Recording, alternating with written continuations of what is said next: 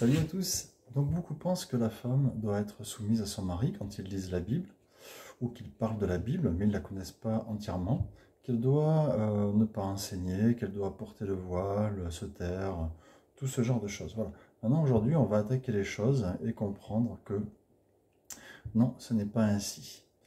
Alors, l'homme est-il le chef de la femme? Dans Éphésiens 5, versets 22 à 33, on va voir que il est demandé à la femme d'être soumise à son mari comme vous l'êtes au Seigneur. Car le mari est le chef de la femme comme le Christ est le chef de l'Église.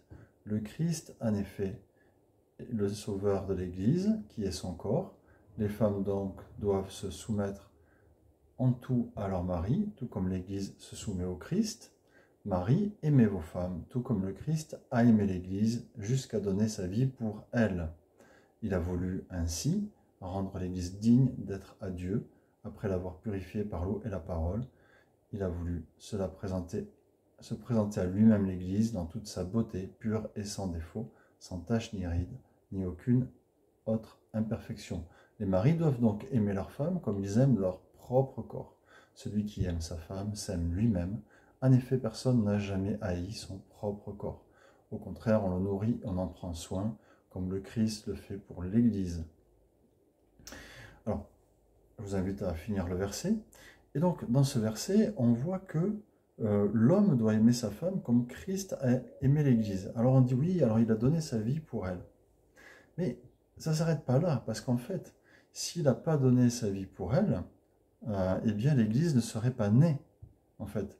Donc le mari doit aussi aimer sa femme au point de sacrifier des choses qu'il voudrait pour lui, pour la faire naître, pour pouvoir la porter dans ses projets, pouvoir la porter dans ce que Dieu lui a mis à cœur.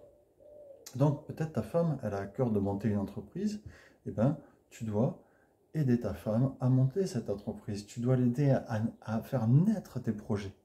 Tu vois, on va voir des choses comme ça.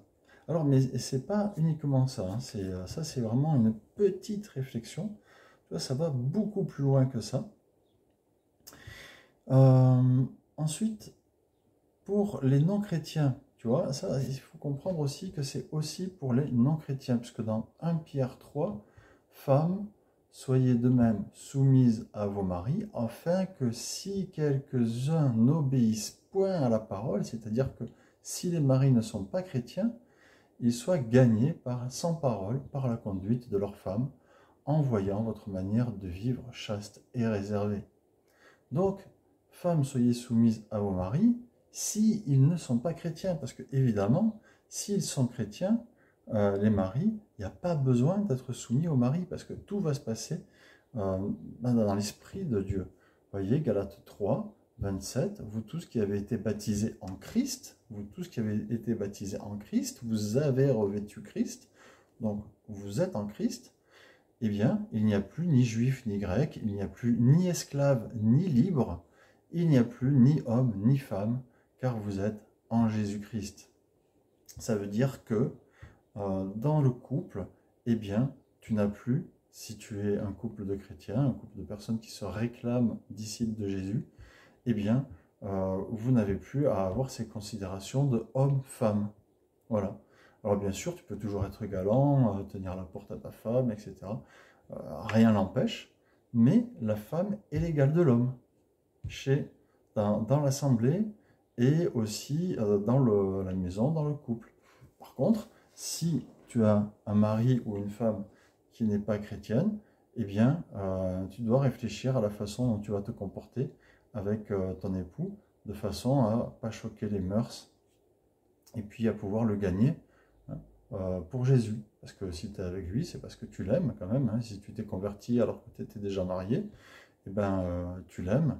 Donc tu veux qu'il soit sauvé aussi. Tu ne veux pas lui casser la tête mais pour le détourner, mais tu veux le gagner. Et la seule façon dont tu vas pouvoir le gagner, comme dit Paul, c'est par ton comportement, que tu sois un homme ou une femme. Et vous voyez, pour les esclaves, c'est pareil. Aimez-vous les uns les autres. Quand tu as été touché par cette parole, et ben, si tu as un esclave, cette parole te dit il n'y a plus ni esclave ni libre. Donc tu rentres chez toi. Alors maintenant, on n'a plus d'esclaves, hein, sauf dans certains pays.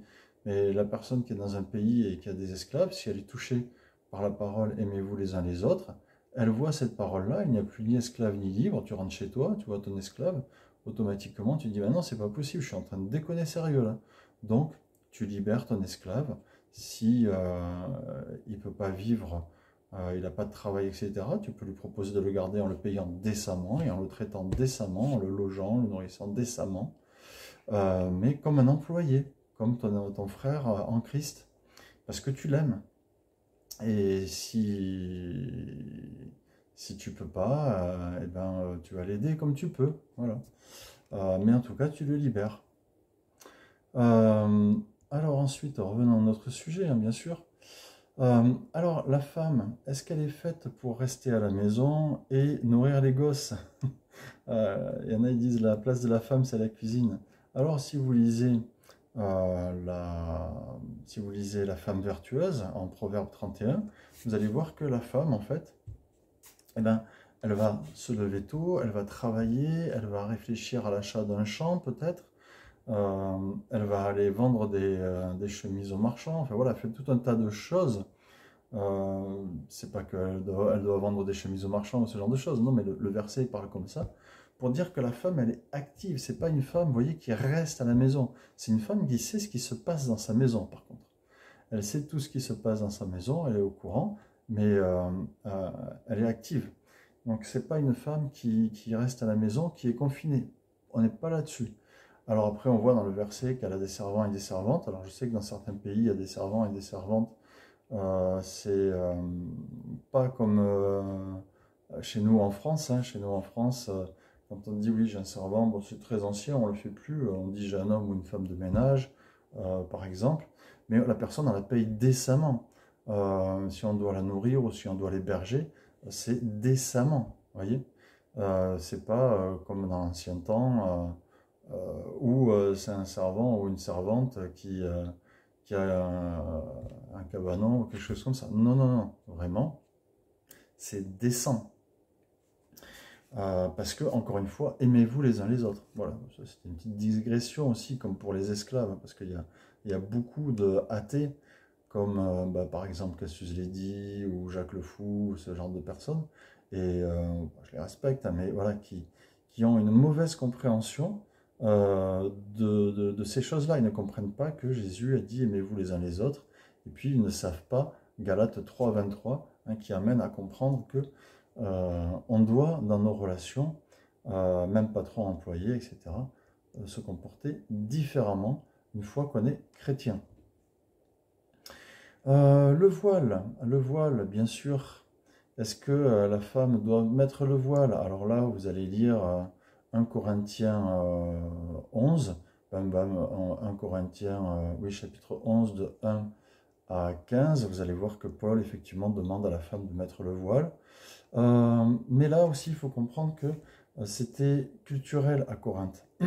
Et que quand le mot voile est utilisé, en fait, c'est pas vraiment le mot voile en grec. C'est plus un vêtement qui montre que la femme est mariée. Parce qu'à Corinthe, la femme qui n'avait pas ce châle, ce vêtement qui montrait que la femme était mariée, elle était considérée comme célibataire, voire prostituée. Et du coup, ça ne se faisait pas qu'elle rentre dans la maison d'un homme marié. Et là, bah, vous pouvez avoir dans l'église, puisque maintenant les réunions de l'église, donc de l'assemblée, se font dans les maisons. À l'époque, vous pouvez avoir un homme célibataire qui va recevoir une flopée de personnes. Et donc, il faut distinguer les personnes, hein. Donc, on va les distinguer des tout venantes. On ne veut pas que, pour protéger aussi la réputation donc, de cet homme célibataire qui va recevoir dans cette société-là toutes ces personnes chez lui qui forment l'assemblée, et ben s'il y a des personnes, des femmes qui rentrent et qui n'ont pas ce signe comme quoi elles sont mariées, ben, si elles ne sont pas mariées à un homme, ben, elles sont mariées à Jésus. Elles ont l'autorité de Jésus sur elles. Et donc au moins, les voisins ne vont pas jaser au sujet de cet homme qui reçoit des femmes chez lui, qui reçoit des gens qui sont connus pour être des gens de mauvaise vie, etc. Mais ils ont changé, mais les gens ne le savent pas encore. Donc pour qu'il n'y ait pas de scandale, Paul, il met des règles comme ça. Et on se rend bien compte que c'est culturel par rapport à Corinthe. Pourquoi? Parce que ben, le père de Judas, non, c'est Judas, en fait, qui, à un moment donné, couche avec sa belle-fille dans l'Ancien Testament sans le savoir parce qu'elle est voilée. Pourquoi? Alors ça, c'est toute une histoire, on ne va pas rentrer là-dedans, mais ça montre bien que en Israël, le voile, c'est pour les prostituées, dans certains contextes. Donc, on comprend bien que là, il y a un problème. Si on ne le prend pas dans le domaine du culturel, on est obligé de prendre le contexte. Tu ne peux pas expliquer quelque chose qui est dans l'ancien temps avec les choses d'aujourd'hui. Ça ne marche pas. Tu ne peux pas. Il faut comprendre le contexte de l'époque et du lieu en plus de ça. Alors, est-ce que la femme doit se taire? Alors évidemment, dans 1 Timothée, dans 1 Corinthiens, on va entendre aussi des choses comme ça. Mais là aussi, c'est des choses qui sont culturelles par rapport au lieu, pour pas choquer. On le voit bien dans Tite 2, 5, qu'elles soient retenues, chastes, occupées aux soins domestiques, bonnes, soumises à leur mari, afin que la parole de Dieu ne soit pas blasphémée. Blasphémée par qui? Par les non-croyants, par les non-croyants qui pourraient assister aux réunions de l'Assemblée, parce que des fois ça peut se faire dans la cour d'une maison et c'est ouvert au tout venant. Donc tout le monde voit ce qui se passe. Et donc là où se trouvait Tite ou Timothée ou chez les Corinthiens, c'était pas permis ce genre de choses que les femmes parlent lors des réunions religieuses. Donc, que pour cette église naissante, pour que la parole de Dieu ne soit pas blasphémée, eh bien c'est comme ça, on fait attention aussi. Et on le voit bien, parce que dans la suite de Tite, on parle ensuite des jeunes gens, etc. Et c'est uniquement des règles pour la tenue des réunions, voilà, pour éviter que les non-croyants, qui sont dans la culture grecque et romaine, ne soient choqués par ce qui se passe donc, dans l'Église. Et encore une fois, on revient sur Galates 3, verset 27. Vous tous qui avez été baptisés en Christ, vous avez revêtu Christ. Verset 28, il n'y a plus ni juif ni grec, il n'y a plus ni esclave ni libre, il n'y a plus ni homme ni femme, car vous êtes tous en Jésus-Christ. Donc au final, quand tu es dans l'assemblée, quand tu es chez toi, entre chrétiens, la femme peut prêcher, la femme peut annoncer l'évangile, la femme peut faire tout ce que fait un homme en fait, voilà, parce que vous êtes tous un en Jésus-Christ, parce que c'est le but de tous être un en Jésus-Christ. Voilà, donc j'espère que tout ça, ça vous aidera à voir l'équilibre et à pas dire oui, on peut tout faire ou on peut rien faire. Non, il y a un équilibre suivant les contextes et peut-être qu'aujourd'hui, tu es dans une société ou un milieu culturel où il y a un contexte et tu vas devoir peut-être piocher des choses là et là pour arriver à faire évoluer les choses doucement. Parce que des fois tu braques les pensées et les personnes se braquent. Et c'est foutu, tu ne pourras jamais les gagner à Christ. Paul le dit, c'est par la douceur. Alors, tu diras, bah oui, mais Dieu peut imposer les choses. Bien sûr, il est Dieu, il peut imposer les choses. Mais c'est ça qui est formidable, c'est qu'il veut travailler à travers nous. Il veut nous faire participer à sa joie. Réjouissons-nous de ça. Soyez bénis.